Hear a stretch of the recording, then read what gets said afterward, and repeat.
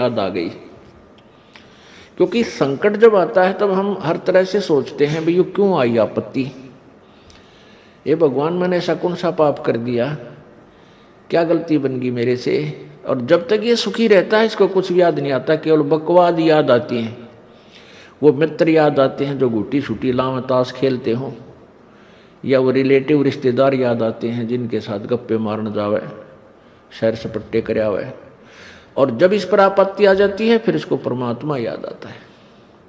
इसलिए परमेश्वर कबीर देव जी कहते हैं कि सुख के माथे पत्थर पड़ो, जिस दिन नाम हृदय त जाए, और बलिहारी उस दुख के जो पल पल नाम रटावे। परमेश्वर कहते हैं कि ऐसा सुख भी ना देना, ये मांगना मालिक से। हमें संकेत करते हैं परमात्मा अप बाणी बोल के अपने ऊपर ही, कहते हैं भगवान इसे सुख का आग लगो जिस तेरा नाम भूल पड़े, तेरी याद जिससे जामन, इसे सुख की जरूरत नहीं परमात्मा, आग लगे इसे। क्योंकि ये सुख तो झूठा है, ये तो अस्थायी कुछ ही समय के लिए है। और इस सुख में यदि हम भगवान भूल गए, यही तो समय है परमात्मा याद करने का, यही समय है मनुष्य जीवन जो है हमारा भक्ति करने का, दान करने का और शुभ काम करने का। और इनको हम बकवादों में खत्म कर रहे हैं।